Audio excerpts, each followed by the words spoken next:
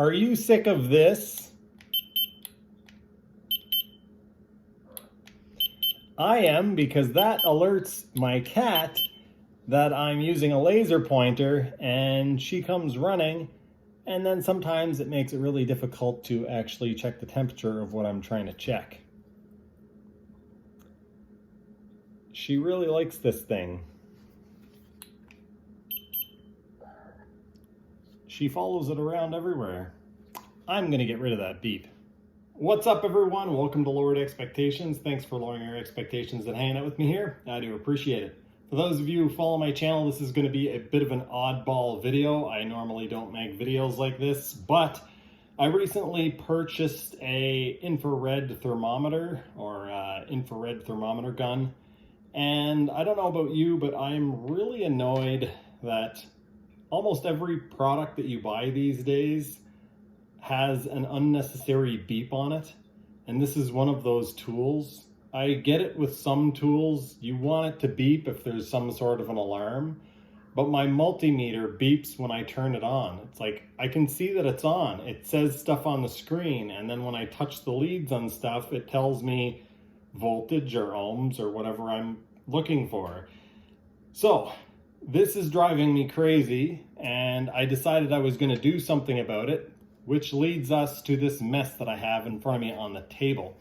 And fortunately for you guys, if you decide to get one of these and you want to do the same thing, you don't actually need to take it apart this far. The reason why I took it apart, I was hoping there was an elegant solution where I could actually remove the beeper. So in the back of the case where the buttons are, there is this little grate or little hole where the sound comes out of. Side note, after taking this apart, these wires, on mine anyway, these wires are supposed to go through a little groove and then behind that piece, and they were just on the outside, and the wires were almost cut through because of the ridges on the back of this case. It had just been forced together, and those wires were compressed against this metal piece here. Actually, is that metal? Yes, it is metal. So I've already taken care of that and pushed the wires in behind. I don't know if you can see there, but there's a little groove, and then I actually took this loop off and put them on. But that's not what we're here to talk about. This is the little, I think called piezo. Anyway, this is a little speaker, and it's really annoying. I was hoping that I would be able to just desolder it, but unfortunately on the back side of the board where that speaker is, that is the button that actually activates the, gets it to read the temperature. And so I don't want to go in there prodding around at that stuff, trying to desolder anything, because I'm pretty sure I'm just going to cause more problems and I'll end up with a broken gun. However, what I am going to do, I think this will work. I'm going to put this mostly back together, and I'll show you guys how to pry this bezel on the back. It's simply prying it off, but until you do it, I was like, either I'm going to break this thing and rip that speaker out of it, or I'm going to take it apart and rip that speaker out of it, because I can't stand that noise, especially when you're using it frequently. Okay, so what I'm gonna do is I'm gonna put this back together, completely back together, and then show you guys the solution for stopping that very annoying noise. If you wanna see how to take this, Florence, your tail's getting in the way. If you wanna see how to take this completely apart to maybe check your wires or to do some other repair on this, I will show that at the end of the video, but what we're going to get to first is just taking care of this speaker situation. I now have this completely back together, and so that it doesn't beep and Florence doesn't come running across camera again, or there's less chance of that happening, I'm going to pull the batteries out so the handle just opens up quite conveniently and the batteries pop out. No more beeping. So in order to get to the speaker, which on this one is just behind this thing here, there's 4 tabs. There's 2 on each side. I thought maybe this black thing comes off, but it's the whole yellow-orange bezel that comes off. I was able to do it with my fingers because I was born in the 70s, but if you were born later than that, the 80s or 90s, especially the 2000s, you're gonna need some kind of a tool. Yeah, the black plastic piece does look like it might come off, but it's not necessary. Anyway, you gotta get in along this edge between the yellow and the black. I was able to do it last time with my fingers, so I was cocky, but it looks like maybe now I'm gonna need a tool. Let's see, I'm gonna hook in at the bottom here. There we go. All right, so that pops off. The buttons come out. Don't worry about that. They just go back in to this piece here. We'll just put them back in now so they don't get lost. They just sit in here like this. You don't want to get these dirty or they might not work. You don't want to get them wet. So just like that. And now we have access to the speaker. I don't actually know if this is going to work because I haven't done it yet, but I'm going to do my best with this little screwdriver tip for taking apart phones. I am going to do something that is completely against my nature and simply smash this into the speaker and try to break it.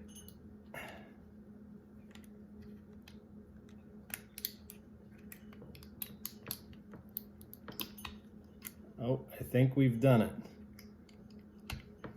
All right, I wiggled my way around. Let's put the batteries back in and see if we've successfully ruined that speaker.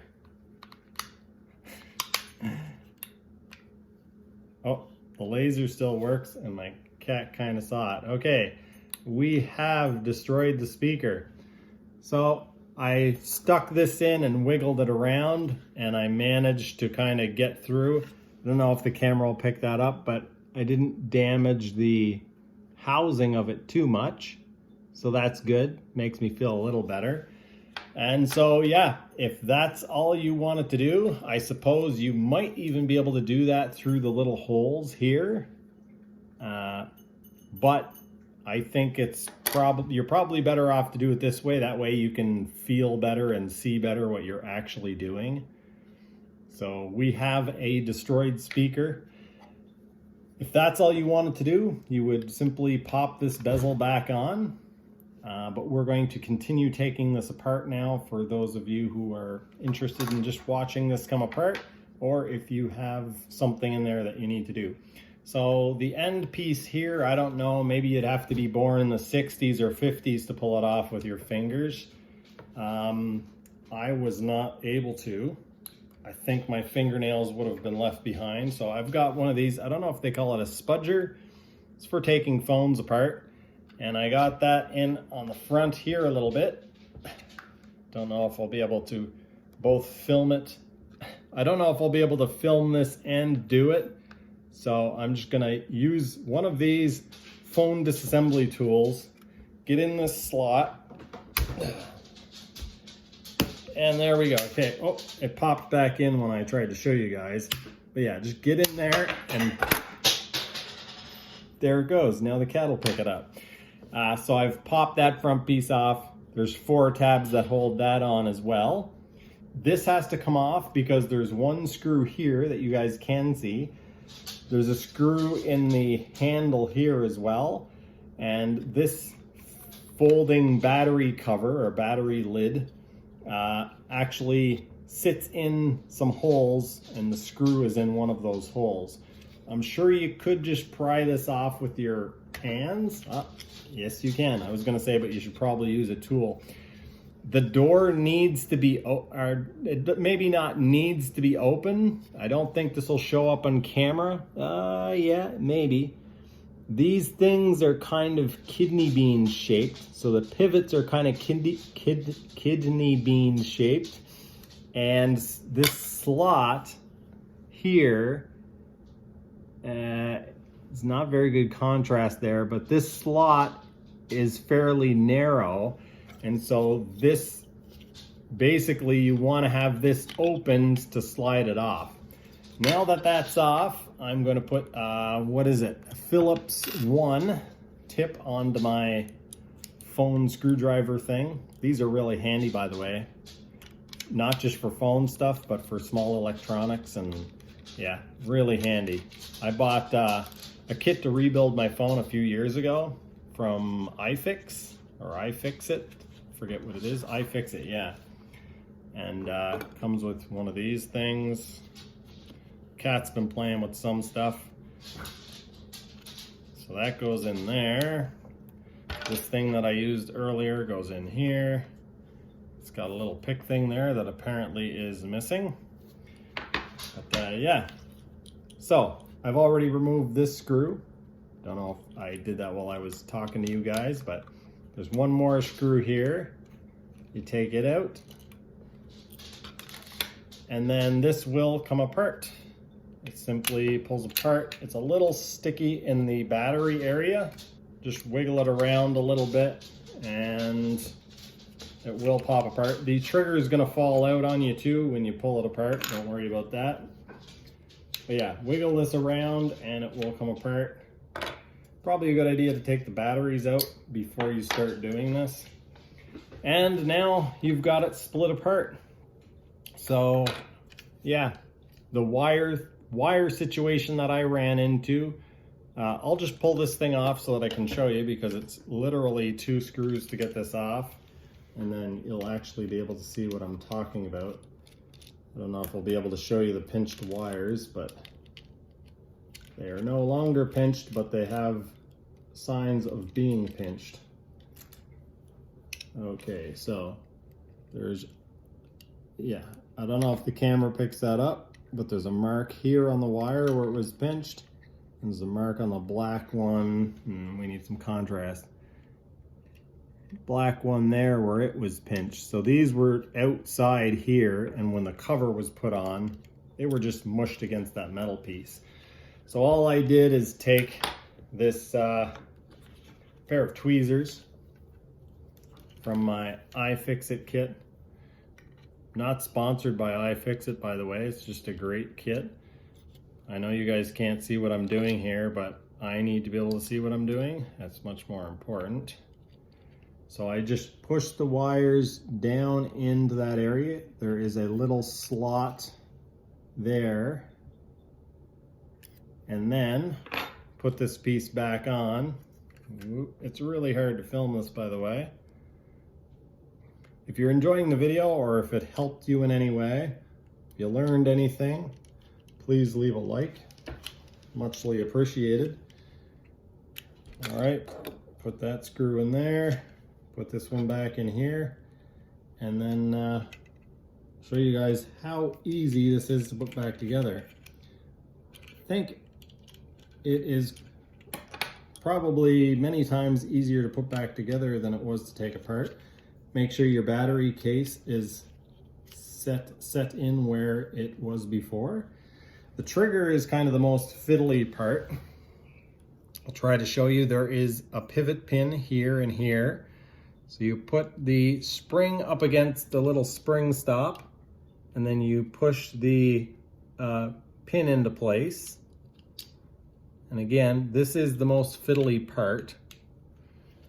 Once you've got that in place, you've got to kind of hold your thumb on it. And while you've got your thumb on it, put the cover on, and just like that, hopefully. No, I don't have it lined up. There we go. A little wiggle and a little shake, and almost together. You can see I didn't quite get the trigger in there. So I'm gonna just open it just a tiny bit and give that a push instead of pulling it all the way back apart. There we go. And you can hear it clicking. That means we're good. And we're just gonna take the 2 screws, put them back in. I'm gonna drop both of them in, and then grab the screwdriver. Thread them in quickly.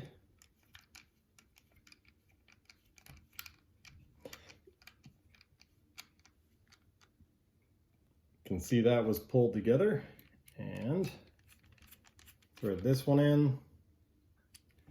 The battery door goes on much easier than it came off, but you do want to put it on in the open position so that the little kidney beans go in the skinny way into the slots. You kind of put one in place, and then work the other one over. Give it a little spread as you do that, and boom, we're back in. Back in business. Now all we need to do is put the two bezels back on, I guess we'll call them. So I've got the buttons in there. I go underneath the table and see what the cat did with the other one. See how easily that snapped on. And we've got our front bezel, and it's got a lump on the top. It goes on just as easy as that. Now it's fully assembled, cannot tell that it's ever been taken apart, except for the fact that when I put these batteries back in and squeeze the trigger, it is not going to make an annoying beeping sound. No beep. Only a laser. And this isn't something I've done, but if you want to turn the laser off on this one so the cats don't freak out, it's got a little button and you can turn the laser off. Hey, Orangey.